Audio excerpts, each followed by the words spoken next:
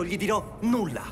Dalla mia bocca non uscirà una Te l'ho parola. detto che ho contatti nella polizia. Cazzo, era una situazione No, no, aspetta, fermo. Aspetta un momento. La polizia impiegherà poco a scoprire tutto. Grandi soluzioni. Sebelum mulai, mana nih komentarnya Bang Udin Editor? Paku beton diambil di kereta api. Aku nonton sambil minum kopi. Oke, saya balas ya pantunnya Bang Bonsu Channel. Pagi-pagi ngasih makan sapi, ketemu sama penjual bangku. Yang nonton nobar sambil ngopi, seruput dulu dong abangku. Halo warga nobar yang kalau digigit nyamuk nggak pernah gigit balik. Apa kabarnya berataan?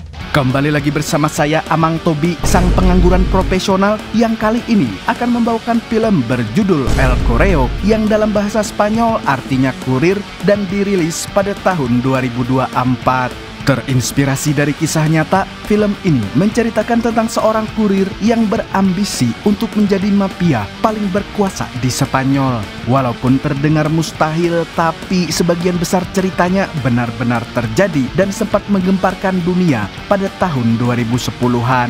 So, tanpa berlama-lama lagi, siapkan mata, telinga, dan anu-anuan kalian semua. Mari kita nobar dan inilah El Correo.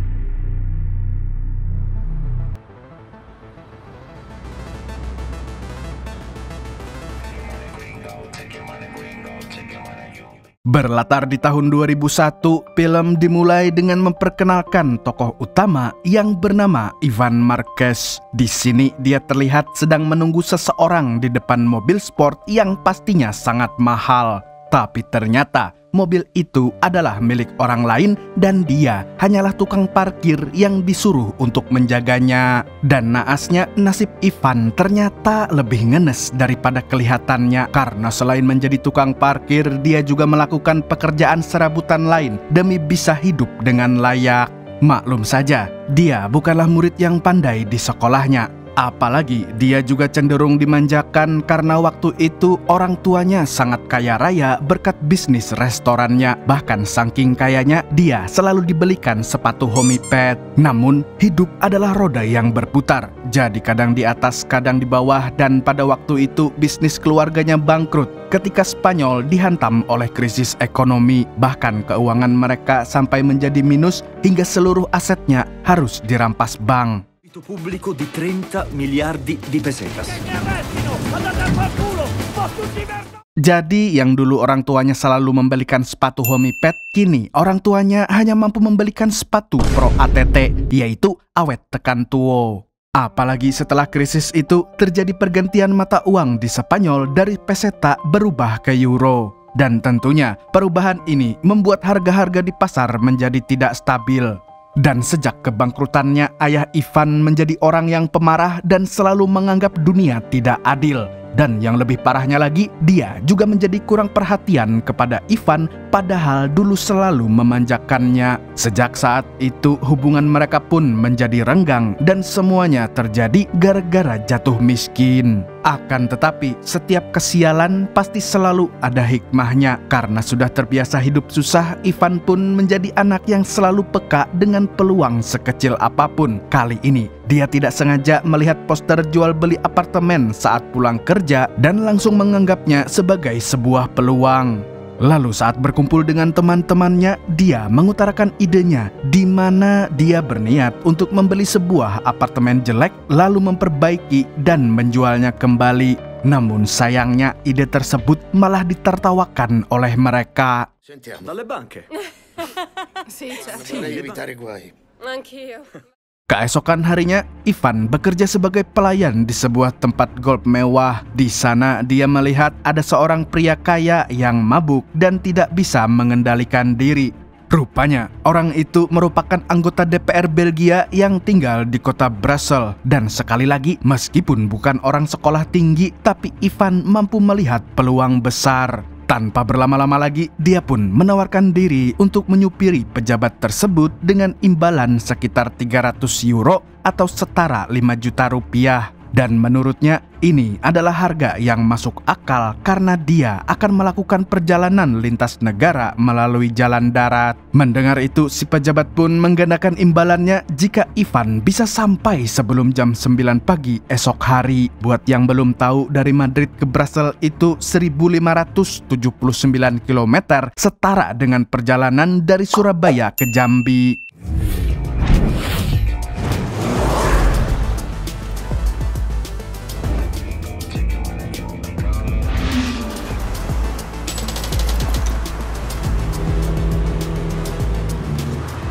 Singkat cerita, Ivan berhasil mengantarnya sampai tujuan dengan selamat. Di sana, si pejabat diusir oleh rekan bisnisnya yang bernama Anne gara-gara datang terlambat. Menyadari hal tersebut, pejabat itu pun hanya membayar Ivan dengan $300.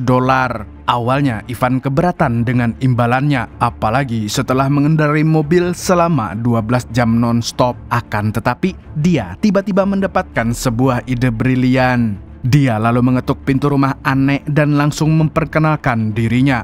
Dan walaupun hanya seorang pekerja serabutan, dia sama sekali tidak minder di hadapan pengusaha seperti Anne. Bahkan di sini dia mengatakan siap untuk menggantikan si pejabat karena menurutnya anggota DPR tadi tidak bisa dipercaya sebagai rekan bisnis dan berpotensi melakukan korupsi.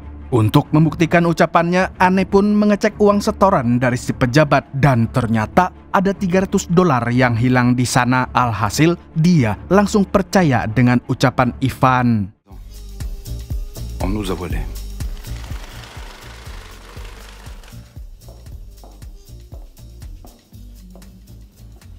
Come ti chiami? Bahkan, Anne menawarinya sebuah pekerjaan sebagai kurir dengan bayaran 10.000 euro di setiap pengantarannya. Mendapatkan rezeki nomplok, Ivan pun merasa bangga pada dirinya sendiri karena ternyata dia sudah merencanakan semua ini saat mengantarkan si pejabat malam hari tadi. Jadi pada saat pejabat ini tertidur, Ivan mengambil uang haram di kopernya agar orang itu mendapatkan masalah. Dan ketika itu terjadi, maka dia akan hadir sebagai pahlawan seperti yang baru saja dia lakukan di depan Anne.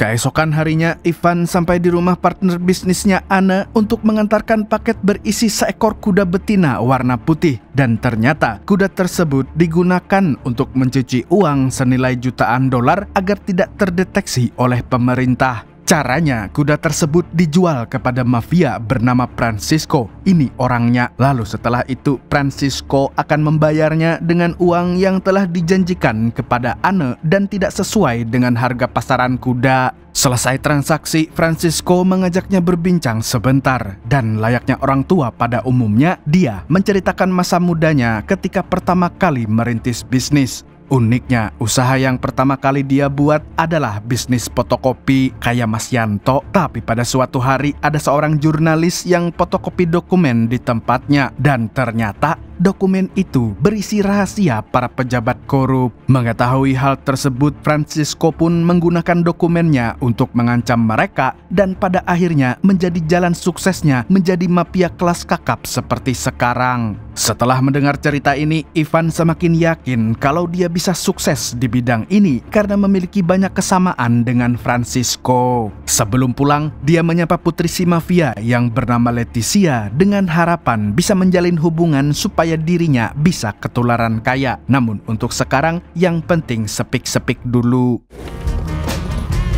Com'è il cavallo? È una giumenta. Sayangnya, dia diberhentikan polisi di perjalanan pulang ke rumah Anne. Meskipun begitu, dia berusaha bersikap tenang agar tidak dicurigai. Kemudian kedua polisi itu mengecek bagasi mobilnya dan menemukan koper berisi uang. Spontan, mereka pun bertanya-tanya bagaimana caranya pemuda seperti Ivan bisa mendapat uang sebanyak itu.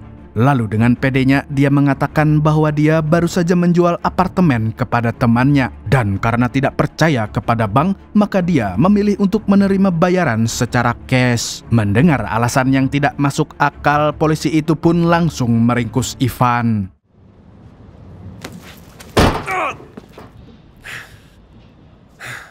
Merasa diperlakukan kasar, Ivan akhirnya mengeluarkan jurus terakhirnya di mana dia akan menghubungi kedutaan Spanyol jika polisi tersebut berani bertindak semena-mena. Namun anehnya, mereka langsung pergi begitu saja tanpa sepatah kata pun. Dan tidak disangka-sangka, ternyata kedua polisi tadi adalah orang suruhan Anne yang ditugaskan untuk mengetes kesetiaan Ivan. Karena dia berhasil melewati tes tersebut dengan baik, Anne akhirnya percaya 100% kepadanya. Dan mulai sekarang, dia telah resmi menjadi partner bisnisnya. Bahkan hubungan keduanya menjadi semakin dekat hingga terjadilah hubungan gelap di antara mereka.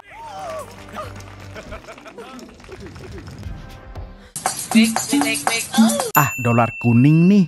Kemudian pada suatu hari, Ivan sedikit kecewa setelah tahu kalau Anne bukanlah seorang janda dan suaminya merupakan anak dari mafia penyelundup berlian. Tapi meskipun begitu, hubungan bisnis mereka tetap berjalan seperti biasanya. Dan setelah menjalaninya selama berbulan-bulan, Ivan menjadi paham dengan model bisnis yang dijalankan olehnya. Jadi intinya Anne dan Francisco saling bertukar uang haram dari hasil korupsi atau penyelundupan, sedangkan Ivan menjadi kurir yang mengantar uang-uang tersebut. Lalu untuk membersihkan uang haramnya, Anne akan membeli berlian di Belgia dan menyimpan semua asetnya di bank Swiss. Sejauh ini mereka hanya melakukan pencucian di Belgia karena sistem keuangan di negara ini lebih mudah diakali ketimbang Spanyol atau negara Eropa lainnya.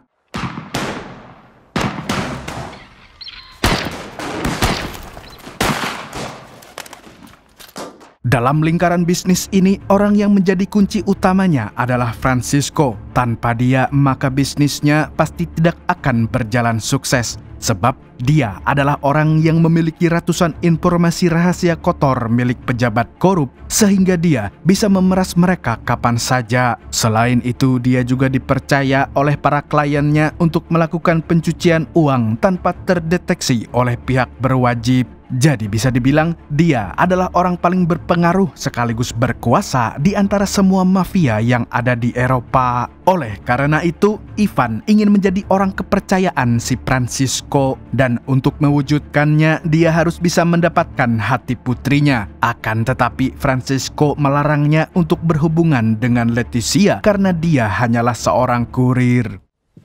Non ti azzardare. Tieni, voglio darti un consiglio.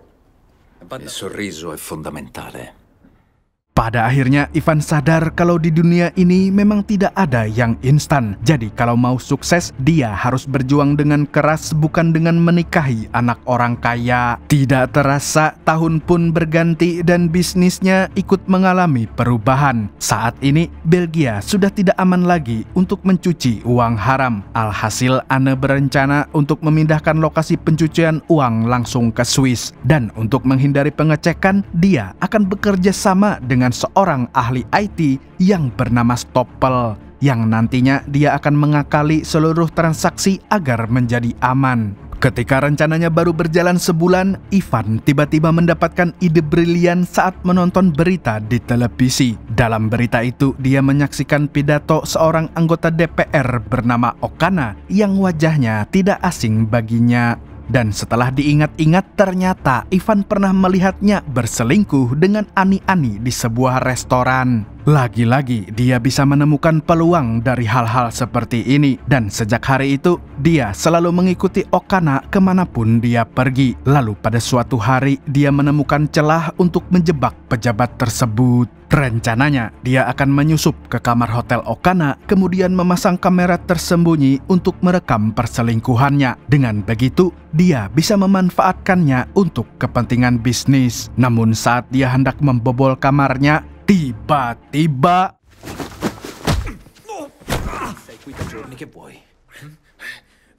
ketika sudah terpojok, Ivan berusaha tenang dan membujuk si petugas keamanan untuk melepaskannya. Bahkan jika dia mau membantu, maka Ivan akan membayarnya dengan 10.000 euro. Melihat uang sebanyak itu, si petugas pun tergiur dan memutuskan untuk membantunya memasang kamera di kamar Ocana.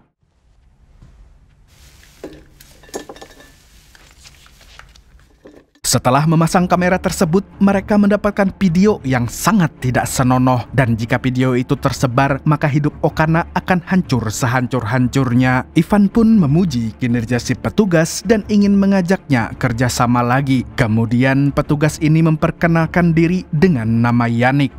Rupanya dia juga lahir dan besar di Madrid sehingga lancar berbahasa Spanyol. Dan sebelum bekerja sebagai petugas keamanan hotel, dia juga pernah menjadi satpam di klub malam karena memiliki skill gelut yang di atas rata-rata.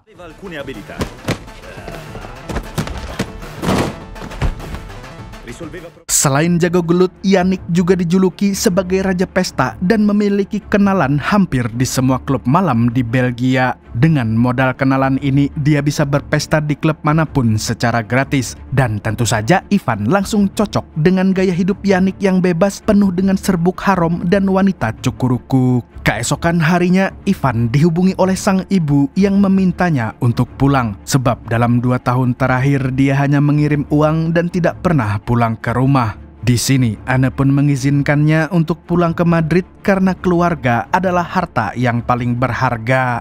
Sebelum Ivan pulang, dia sempat memberikan hadiah jam tangan mewah. Dan menurut Anne, status seorang laki-laki itu dinilai dari seberapa mahal jam tangan dan sepatunya. Akan tetapi, Ivan tidak jadi pergi ke Madrid dan memutuskan untuk pergi bersama Yannick ke pesta yang diadakan oleh Okana. Kedatangan tamu yang tidak diundang, Okana pun mengusir mereka saat itu juga. Tidak hanya mengusir, dia juga mengancam akan melaporkannya ke polisi jika tidak mau pergi. Namun, pemuda kurir ini mengancam balik dengan menunjukkan video skandal Okana spontan. Pejabat ini pun terlihat gelagapan dan pada akhirnya dia menawarkan sejumlah uang agar Ivan mau tutup mulut. Tapi alih-alih menerimanya, dia justru menawarkan sebuah kerjasama yang intinya dia ingin membuka jasa pencucian uang dan pemindahan uang haram ke Swiss. Dan rencananya dia ingin membuka cabang usaha ilegal ini di wilayah Marbella. Come funziona il tutto, va bene? Però noi presto non saremo più degli sconosciuti. Menurutnya, Marbella adalah tempat yang sangat strategis untuk mengembangkan bisnis haram apapun termasuk pencucian uang. Sebab tempat ini memiliki banyak tempat wisata yang dikunjungi turis dari mancanegara. Sehingga para turis pasti akan membelanjakan uang mereka di Marbella dan membuat wilayah ini menjadi kaya. Lalu ketika sudah kaya, maka akan ada banyak proyek pembangunan di wilayah tersebut. Dengan jumlah proyek yang ada, para pejabat korup pasti akan melakukan korupsi secara besar-besaran. Dan agar tidak ketahuan, Ivan dan Yannick akan membantu mereka mencuci semua uang haram tersebut. Okana mulai memperkenalkan mereka berdua kepada para pejabat, banker, mafia, dan orang penting lainnya. Tapi ternyata semua orang ini juga merupakan klien Francisco sehingga mereka tidak mau menggunakan jasa yang belum terpercaya. Tapi untungnya Okana mengatakan kalau Ivan adalah keponakannya, jadi pasti bisa dipercaya. Tidak hanya itu, dia juga berjanji akan memudahkan urusan mereka dengan pemerintah asalkan mau bekerja sama dengan Ivan. Problemi, voi lo sapete, però si fa a modo sì, perché poi venite tutti da me a chiedere Ocagna mi riqualifichi. Ocagna, quel campo da golf, e che cazzo? Disponibilità di soldi in meno di 24 ore. Che altro volete? Sejak pertemuan tersebut, Ivan dan Yannick mulai mendapat pesanan. Alhasil, mereka mendapatkan penghasilan sampingan selain bayaran dari Anne. Dan ketika bisnisnya semakin membesar, Anne mewanti-wanti agar Ivan tidak melewati batas, apalagi kalau sampai merebut semua klien Francisco. Karena kalau dia berani melakukannya, mafia itu pasti akan menghancurkan hidupnya. Beruntung, dia bermain bersih dan hanya fokus di wilayah Marbella. Jadi bisnisnya tidak mungkin merugikan Francisco. Setelah menasehatinya, Anne pun memutuskan untuk pulang lebih cepat sebab dia harus merayakan malam Natal bersama suaminya. Di sini Ivan sadar kalau dia hanyalah seorang laki-laki simpanan. Questo è per te. Daripada kesepian di malam Natal, dia akhirnya memilih untuk pulang ke Madrid dan merayakannya bersama ayah dan ibu. Di sini, dia juga membawa sejumlah hadiah yang mahal untuk mereka berdua dengan harapan mereka akan bangga kepadanya. Namun sang ayah justru menolak semua hadiah itu karena curiga dengan pekerjaannya. Bukannya menjadi momen yang hangat, malam Natal itu justru dinodai oleh pertengkaran ayah dan anak ini. Bahkan ayahnya sampai menggebrak meja gara-gara Ivan mengungkit kebangkrutannya dulu. Non interessa dormire. A che è servito? Sentiamo un giorno. Adesso basta. Dengan sabar sang ibu memisahkan mereka berdua. Dia lantas menenangkan Ivan dan mengatakan kalau ayahnya sedang banyak pikiran, jadi dia harus bisa memakluminya. Ivan kemudian pergi mengunjungi teman-teman yang dulu pernah mentertawakan ide bisnisnya untuk melakukan jual beli apartemen. Tapi sekarang mereka justru mengikuti ide tersebut. Melihat itu, Ivan pun hanya bisa tersenyum karena bisa membuat orang menjilat ludahnya sendiri. Bicara soal bisnis apartemen, pada tahun 2004 pemerintah Spanyol mengadakan pembangunan apartemen besar-besaran di Marbella, dan tentunya hal ini bisa membuat jasa pencucian uang milik Ivan semakin besar. Tapi tanpa sepengetahuannya, ada seorang agen khusus yang sedang mengawasi gerak-geriknya. Dan agen ini adalah Inspektur Roig yang sudah sering menerima kasus penyelidikan uang haram. Namun, sejauh ini dia belum menemukan bukti pelanggaran sehingga belum bisa menangkap Ivan. Suatu hari Ivan dan Yannick diundang ke pesta yang diadakan oleh salah satu klien mereka. Di sana mereka memanfaatkan kesempatan ini untuk menawarkan jasa kepada para pengusaha yang datang. Selain berbincang dengan orang-orang penting, Ivan juga bertemu dengan Leticia. Seperti biasa, obrolan mereka tidak berlangsung lebih dari 5 menit karena Francisco selalu memisahkannya. Setelah itu, mafia ini memperingatkan Ivan untuk menjauhi para kliennya sebab dia mulai mengalami kerugian. Bukannya menuruti perintah si mafia, Ivan dan Yannick malah pergi begitu saja. Tapi di perjalanan keduanya dicegat oleh anak buah Francisco yang langsung menghajar mereka. Fermo. No, calma, tranquillo. Sialnya lagi, para gangster ini juga mencuri mobil Porsche milik Ivan. Tidak mau rugi begitu saja, mereka berdua pun mendatangi rumah Francisco untuk meminta maaf. Hanya saja mereka akan tetap melanjutkan bisnis pencucian uang di Marbella. Francisco pun mengizinkan mereka asalkan dia mendapatkan bagi hasil paling minimal 30% dari total penghasilan. Dan yang tak kalah penting, dia tetap melarang Ivan mendekati Leticia karena dia tidak mau punya menantu yang pernah pakai sepatu Pro ATT. Walau berat, Ivan terpaksa menerima kesepakatan tersebut daripada harus meninggalkan bisnis yang sudah besar. Ottima mossa, ragazzo. Sejak bekerja sama dengan Francisco, bisnisnya menjadi semakin besar dan para klien juga sangat mengandalkannya. Tidak terasa waktu terus berjalan dan pada tahun 2006 dia mulai berganti status dari kurir menjadi mafia pencucian uang. Bahkan sekarang tampilannya sudah memakai kumis ala mafia dan saya yakin 100% itu adalah kumis palsu. Namun Anne justru khawatir dengan ambisi Ivan yang terlalu besar dan menurutnya dia perlu istirahat sejenak dari bisnis haram ini agar tidak kebablasan. Selain itu, Anne juga baru saja mendapatkan informasi bahwa pemerintah sedang melakukan penyelidikan secara diam-diam. Masalahnya, Francisco dan Okana telah dijadikan target utama mereka. Sebelum pergi, wanita ini memberi sebuah nasihat yang intinya uang memang sangat berharga, tapi di sisi lain juga bisa membahayakan. Jadi dia meminta Ivan untuk bertindak dengan lebih bijak. Ma può essere anche molto pericoloso. François, mio marito, ha ricevuto una soffiata. Ma tutti noi che gravitiamo intorno a lui potremmo avere dei problemi. Sì, devo andarmene. Sejak tahu tentang penyelidikan tersebut, Ivan menjadi cemas setiap saat dan berusaha menyembunyikan semua barang bukti yang bisa menjebloskannya ke penjara. Di sisi lain, Yannick tetap optimis dan tidak mau berpikir yang aneh-aneh. Bahkan, dia masih sempat mengajak temannya ke pesta untuk menenangkan diri. Tapi sepulangnya dari pesta, Ivan sadar kalau dia diikuti oleh 2 orang intel. Dan supaya tidak dicurigai, dia dan Yannick pun memutuskan untuk ikut ke kantor mereka dengan status saksi. Di sana, mereka bertemu dengan Inspektur Roig yang ternyata sudah mengawasi mereka selama bertahun-tahun. Jadi secara tidak langsung dia sudah tahu apa saja yang dilakukan oleh mereka berdua. Namun sang inspektur berjanji tidak akan menjebloskan mereka ke penjara asalkan mau menjebak Francisco dan Okana. Cosa vuole? Che cazzo credi che voglio, secondo te? Tentu saja, sebagai orang yang selalu jeli melihat peluang, Ivan langsung setuju dengan tawaran Inspektur Roig. Lagi pula, jika Francisco tertangkap, maka dia akan menjadi raja yang baru di dunia bisnis haram. Sebelum proses penangkapan dilakukan, Inspektur menyuruh Ivan dan Yannick untuk berhenti dari bisnisnya, lalu bersembunyi sementara waktu agar bisa memiliki alibi.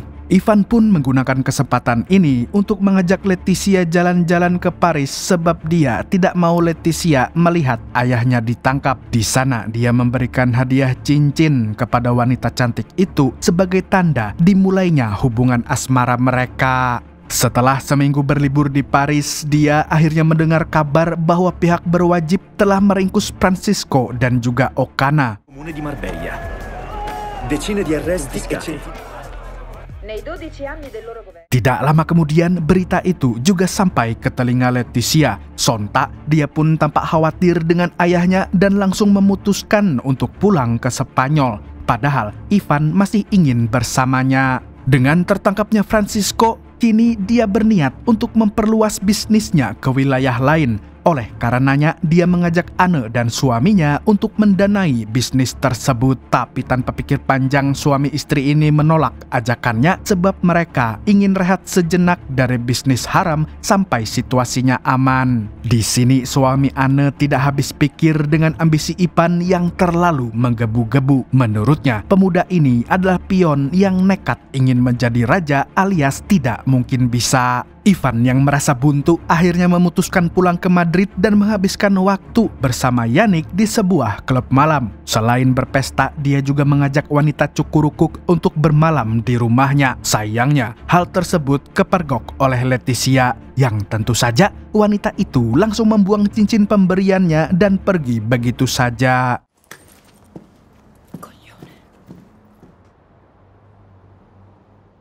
Di hari yang sama, Ivan kembali dihantam oleh ganasnya kehidupan. Kali ini, dia mendapat kabar kalau ayahnya baru saja meninggal dunia. Seketika dia merasa bersalah karena belum sempat meminta maaf kepada sang ayah. Dia lantas pulang ke rumah dan memeluk ibunya dengan sangat erat.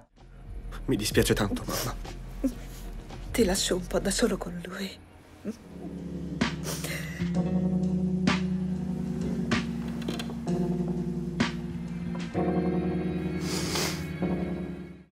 Setahun kemudian, tepatnya tahun 2007, dunia dilanda krisis ekonomi yang berdampak besar bagi perekonomian Spanyol. Akibatnya ada banyak perusahaan yang bangkrut dan harga pasar yang tidak stabil.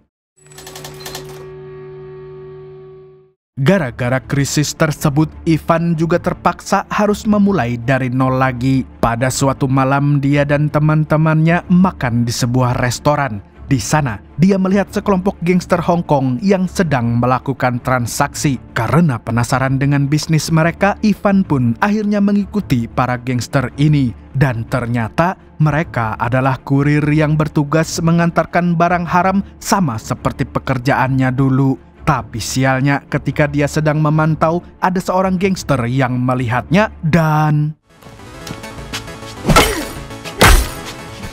Se ti fai vedere ancora, ti rompiamo le ossa. Walaupun mendapat ancaman, tapi Ivan belum menyerah. Dia terus menggali informasi tentang geng mereka. Dan untuk mencari informasi yang lebih terpercaya, akhirnya dia mengunjungi Okana di penjara. Di sini dia belum tahu kalau Ivan adalah orang yang membuatnya dipenjara. Dia lantas menjelaskan bahwa geng Asia itu dipimpin oleh seorang mafia yang merupakan imigran dari Hong Kong. Dan selama ini mereka bergerak di bidang penyelundupan barang produksi Cina. In peluche, bambole, in valigia con il doppio fondo, attaccati al corpo. Se li portano addosso, cioè per uno che prendono, ne sono passati altri 10. Setelah memberitahu semua informasinya, Okana meminta agar Ivan mau membayar biaya sekolah anaknya karena seluruh asetnya sudah disita oleh pemerintah. Merasa kasihan, Ivan pun berjanji akan membantu keluarga Okana. Sepulangnya dari penjara, dia mengajak Anne untuk menawarkan kerjasama kepada geng Hong Kong. Awalnya Anne ragu-ragu karena peraturan semakin ketat. Namun di sisi lain, dia juga sedang membutuhkan uang untuk membuka bisnis baru. Akhirnya dia menerima tawaran Ivan dan langsung menawarkan jasa pencucian uangnya kepada ketua geng Hong Kong yang bernama Yao Ming. 3 milioni bastano per cominciare? Un affare succulento. Setelah menyepakati tawaran Ivan, Yao Ming pun mulai menggunakan jasa pencucian uangnya. Dan karena butuh bantuan, Ivan kembali meminta Yannick untuk menjadi asistennya.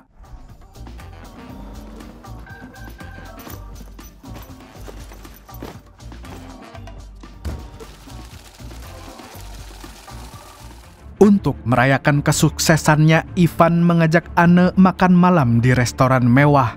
Tapi di saat sedang menikmati makanannya, mereka berdua dikejutkan dengan kedatangan Francisco yang ternyata sudah bebas. Rupanya dia telah menyogok aparat sehingga hukumannya dikurangi menjadi 6 bulan saja. Di momen ini, mafia itu sudah tahu kalau Ivan adalah orang yang menjebaknya. Alhasil, dia pun merendahkan pemuda ini di depan para pengunjung restoran yang membuatnya ingin menghajar mafia tersebut.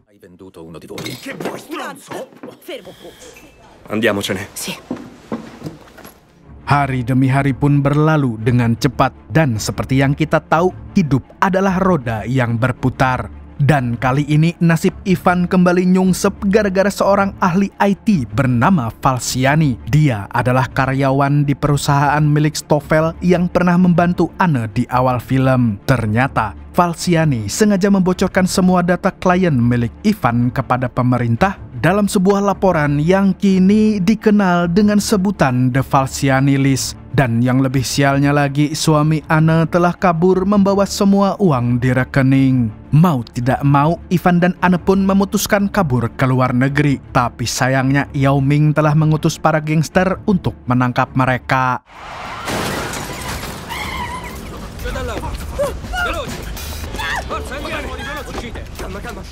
Ternyata gara-gara laporannya Falciani, Yao Ming juga mulai dicurigai oleh polisi. Oleh karena itu, mereka menangkap Anne untuk menjelaskan apa yang sebenarnya terjadi. Sedangkan alasan mereka menangkap Ivan adalah ingin menghabisinya. Sebab menurut informan Yao Ming, pemuda ini memiliki track record pernah menjadi seorang cepu. Tidak ingin mati konyol, Ivan pun menawarkan diri untuk memindahkan sisa uang milik Yao Ming agar tidak disita oleh pemerintah Spanyol. Caranya, dia akan menyelundupkannya menggunakan kontainer lalu memindahkannya ke Hong Kong melalui jalur laut. Dan karena solusinya masuk akal, Yao Ming langsung menyuruh anak buahnya memasukkan semua uang ke dalam kontainer. Sebelum berangkat, Ivan berpamitan dengan Anne. Dia berjanji akan pulang dengan selamat.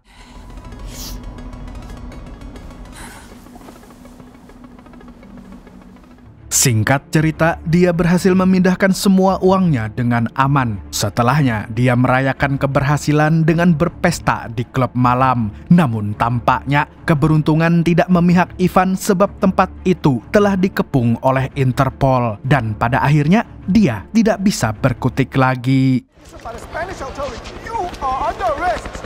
Keesokan harinya, dia dibawa ke Spanyol untuk diadili.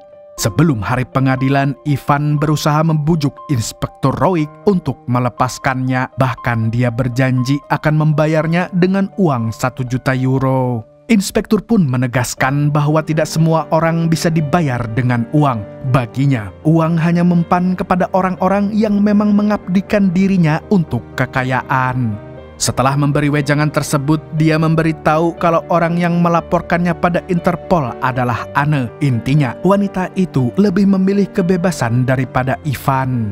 Tapi saat mendengar fakta tersebut, dia sama sekali tidak merasa dihianati. Karena kalau dia berada di posisi Anne, pasti juga akan melakukan hal yang sama.